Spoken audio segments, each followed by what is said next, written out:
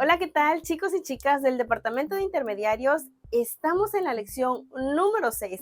El título de esta lección es Los creyentes y la misión. Y comenzaremos con la ilustración inicial y recuerden que es simplemente una ilustración, pero que nos sirve de base para la enseñanza de esta lección. El título de la ilustración es Manos a la obra. Vamos a ver de qué se trata. Etiopía es nombrada más de 60 veces en la Biblia. El mensaje del Evangelio se esparció por ese país. Sin embargo, casi 2000 años después, a principios del siglo XX, el trabajo de los misioneros cristianos del libro de Hechos se hallaba en peligro dada la fuerte presencia de manifestaciones de adoración satánica en la tribu de los Guálamos, quienes celebraban su propia cena de Pascuas, en la que sacrificaban un toro a Satanás y untaban su sangre en los dinteles de sus puertas. Después de 8 años de diligente trabajo, el grupo de 26 misioneros llegó a formar un grupo de 48 creyentes en Cristo, quienes fundaron una iglesia local. Aunque esos misioneros habían trabajado arduamente, su labor se vio interrumpida cuando Mussolini invadió Etiopía y ordenó que todos ellos abandonaran el país. Antes de partir, los misioneros se reunieron con la incipiente iglesia para tomar la comunión y al terminar la ceremonia dejaron la obra en las manos del pequeño grupo de creyentes que habían formado.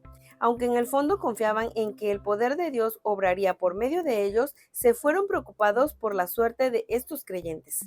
La invasión a Etiopía marcó el inicio de la Segunda Guerra Mundial y pasaron más de 7 años antes de que los misioneros pudieran regresar a esas tierras. El 4 de julio de 1943, algunos de ellos regresaron a la región con la esperanza de encontrar algún rastro de la obra que habían realizado, pero lo que descubrieron fue asombroso. Resulta que los misioneros italianos intentaron aplastar a la pequeña iglesia. Los líderes fueron golpeados y varios de los miembros de aquella pequeña congregación fueron torturados hasta morir. Sin embargo, siguieron predicando y dando a conocer el Evangelio. Cuando Wandaro, uno de los líderes, fue golpeado por los soldados por sus creencias, en medio de la golpiza les predicó a quienes presenciaban los hechos. Otro creyente de nombre Toro hizo lo mismo. La conversión del pueblo se produjo cuando los que sobrevivieron a esas torturas continuaron predicando en otros pueblos de los alrededores. Se dividieron en equipos y en grupos pequeños para dar continuidad a la obra que los misioneros habían comenzado. Fue así como el pequeño grupo de 48 creyentes que habían dejado los misioneros en un principio se había multiplicado y ahora habían 18,000 creyentes diseminados por todos los pueblos circundantes. Y es que, chicos, honestamente la obra de Dios nadie la puede parar. Muchos en el pasado intentaron hacer que el mensaje de Dios no se esparciera, pero como esta historia y en muchas otras más, podemos ver que el poder de Dios es más fuerte que el poder de Satanás. Así que todos podemos hacer, aunque sea un poquito, para seguir esparciendo las buenas nuevas del mensaje de Jesús. Vamos a continuar con esta lección. Vayamos a la sección Mi opinión. Un grupo de jóvenes estaba trabajando en un proyecto de servicio lavando automóviles. No se aceptaban donaciones, ya que se trataba de un servicio a la comunidad. Desafortunadamente, surge un comentario desconsiderado sobre las habilidades para limpiar autos de uno de ellos. Hasta el momento, todos habían trabajado de manera armoniosa y eficaz, pero en cuestión de segundos, el grupo se dividió y la diversión se convirtió en una obligación. ¿Qué haríamos nosotros si fuéramos los líderes y aún nos quedara trabajo por hacer? ¿Qué haríamos para lograr nuevamente la unión en el grupo? ¿Qué logros hemos alcanzado en equipo? ¿En qué sentido creen que resulta más efectivo trabajar en equipo que de manera individual? Chicos, ¿han escuchado la palabra sinergia?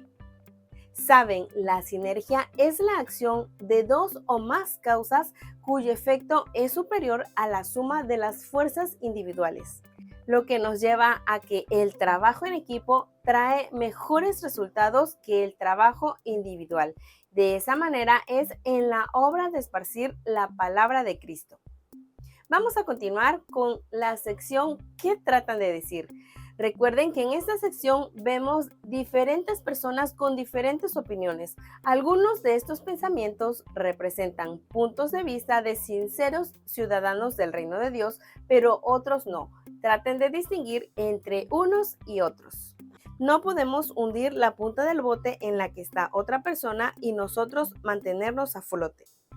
Hemos sido creados para la cooperación, al igual que los pies, las manos, las cejas y los dientes superiores e inferiores.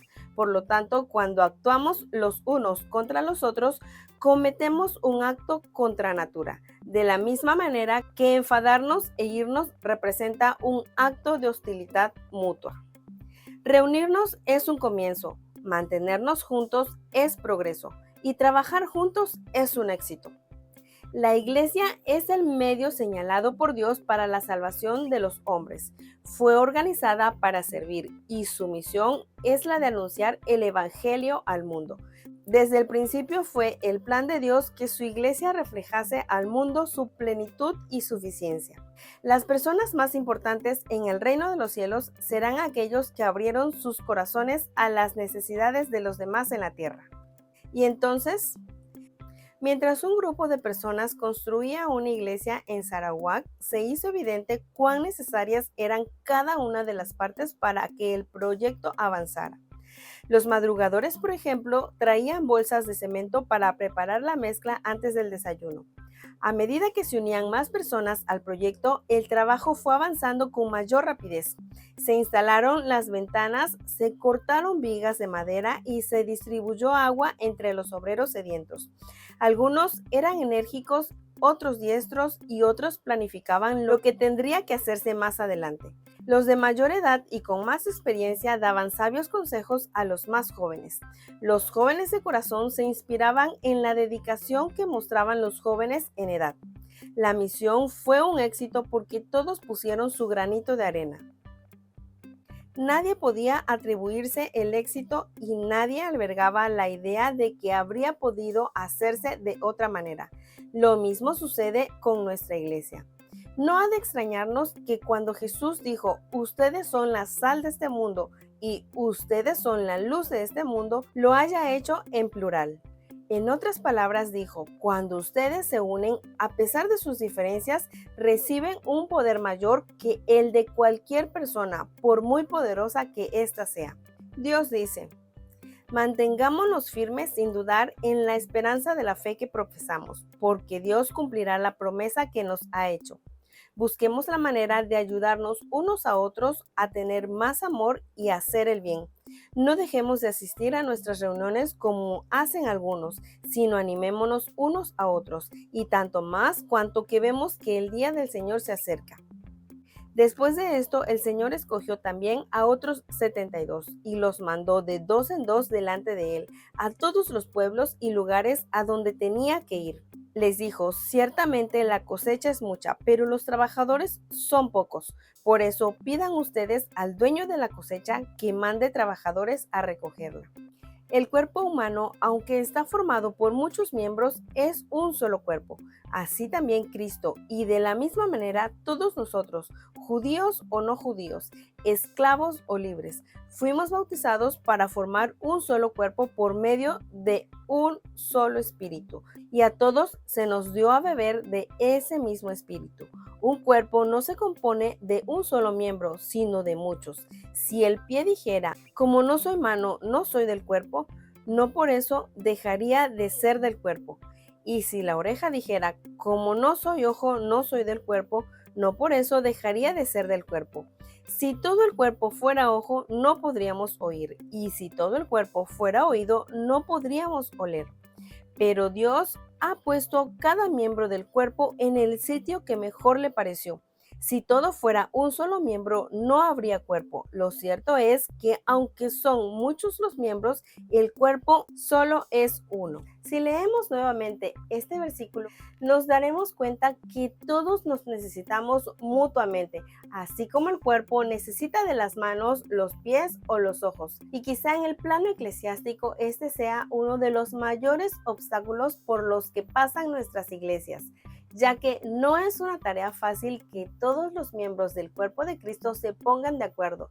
Pueden pensar algunos que su tarea o su trabajo no es importante, pero como vimos en este versículo, todos son importantes y a todos nos puso Dios donde debemos estar y en la obra en la que debemos trabajar. Y chicos, de esta sección recuerden que ustedes pueden escoger el versículo que más les guste para memorizarlo durante la semana.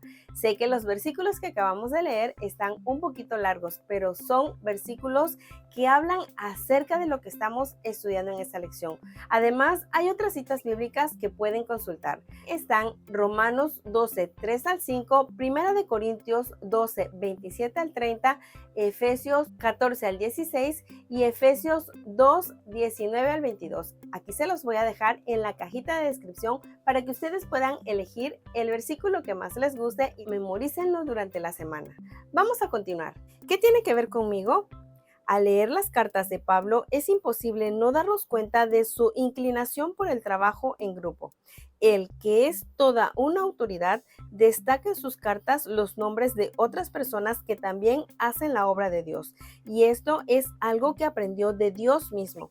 Si alguna vez nos hemos preguntado si a Dios le importan las pequeñas cosas que hacemos, es preciso que recordemos la promesa que dice: estoy seguro de que Dios, que comenzó a hacer su buena obra en ustedes, la irá llevando a buen fin hasta el día en que Jesucristo regrese. Lo asombroso de todo esto es la forma en que Dios ve tanto nuestras fortalezas como nuestras debilidades y sigue sosteniendo que en nuestra experiencia lo mejor está aún por llegar. No perdamos las oportunidades que se nos presentan de unirnos a la multitud de creyentes que trabajan en función de los objetivos del cielo. A veces nos sentiremos como una pequeña oveja dentro de un inmenso rebaño, pero podemos estar seguros de que el pastor nos conoce por nombre. ¿Y cómo funciona? Bueno, el reto para esta semana es leer el capítulo 16 del libro de Romanos. Pónganse en los zapatos de Pablo y redacten un capítulo que trate acerca de su experiencia en su propia iglesia. Traten de expresarlo de la misma manera como lo hubiera expresado Pablo, pero traducido a nuestros tiempos.